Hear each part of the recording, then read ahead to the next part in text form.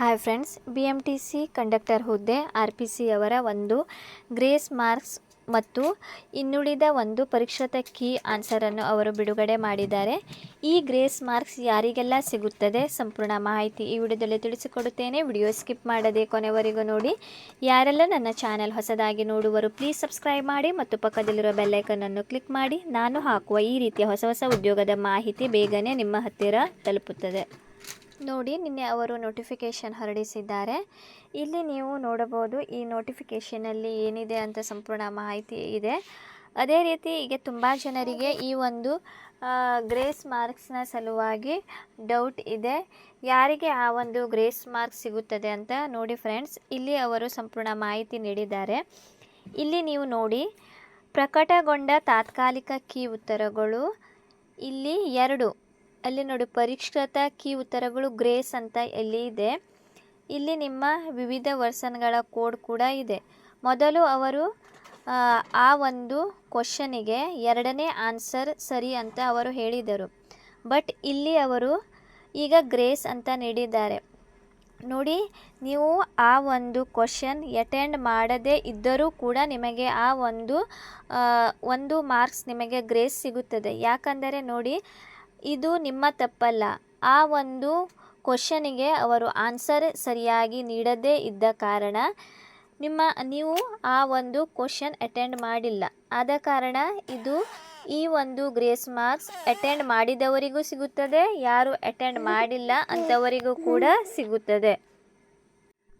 ಅದೇ ರೀತಿ ಇಲ್ಲಿ ಇನ್ನೊಂದು 2 ಕ್ವಶನ್ಸಿಗೆ ಅವರು ಮೊದಲು 3 ಅಂತ ಆನ್ಸರ್ ಹೇಳಿದರು.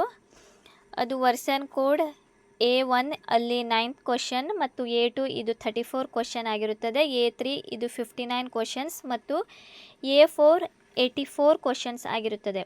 ಮೊದಲು ಇದಕ್ಕೆ ಅವರು 3ನೇ ಉತ್ತರ ಅಂತ ಹೇಳಿದರು, ಆಪ್ಷನ್ 3. ಬಟ್ ಈಗ ಅದು ಎಲ್ಲರ ಆಕ್ಷೇಪಣೆಯನ್ನು ಸಲ್ಲಿಸಿದ ಮೇಲೆ ಸರಿಯಾಗಿ ಅವರು ಪರಿಗಣಿಸಿ ಈಗ ಆಪ್ಷನ್ 4 ಅಂತ ಹೇಳಿದ್ದಾರೆ. ಸೊ ಯಾರು ಆಪ್ಷನ್ 3ಗೆ ಮೊದಲು ಅವರು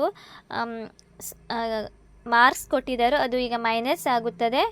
ಯಾರು ಕ್ವಶನ್ ಆನ್ಸರ್ 4 ಅಂತ ಆಪ್ಷನ್ 4 ಸೆಲೆಕ್ಟ್ ಮಾಡಿದರು ಅಂಥವರಿಗೆ ಇದು ಒಂದು ಮಾರ್ಕ್ಸ್ ಸಿಗುತ್ತದೆ. ಅದೇ ರೀತಿ ಸೇಮ್ ಮೊದಲು ಅವರು ತಾತ್ಕಾಲಿಕ ಕೀ ಉತ್ತರದಲ್ಲಿ ವರ್ಷನ್ ಕೋಡ್ 45, ವರ್ಷನ್ A2 70 ಮತ್ತು A3 95 ಮತ್ತು A4 20 ಕ್ವಶನಿಗೆ ಮೊದಲು ಅವರು 4ನೇ ಉತ್ತರ ಸರಿ ಅಂತ ಹೇಳಿದರು, ಆಪ್ಷನ್ 4. ಬಟ್ ಈಗ ಅವರು ಪರಿಶೀಲಿಸಿ ಆಪ್ಷನ್ 1 ಸರಿಯಾದ ಉತ್ತರ ಅಂತ ಹೇಳಿದ್ದಾರೆ.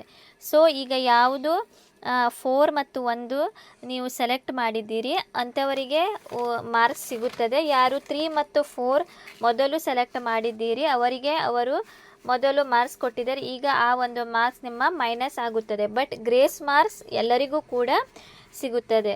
ಸೊ ಏನಾದರೂ ಡೌಟ್ ಇದ್ದರೆ ನೀವು ಕಮೆಂಟ್ ಸೆಕ್ಷನಲ್ಲಿ ಕೇಳಬಹುದು. ಅದೇ ರೀತಿ ತುಂಬ ಜನರಿಗೆ ಇನ್ನೂ ಕೂಡ ಕನ್ಫ್ಯೂಷನ್ ಇದೆ. ನೋಡಿ ಫ್ರೆಂಡ್ಸ್, ಅವರು ನೋಟಿಫಿಕೇಷನಲ್ಲಿ ನೀಡಿದ್ದಾರೆ ಟೋಟಲ್ 30% ಬರಬೇಕು ಅಂತ.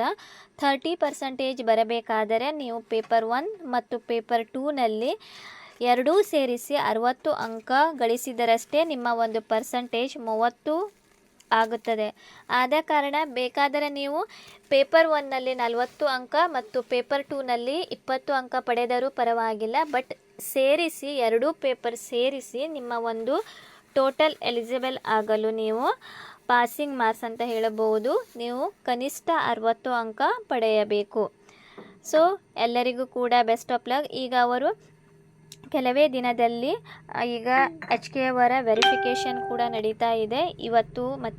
ನಿನ್ನೆ ಮತ್ತು ಇವತ್ತು ಇದೆ.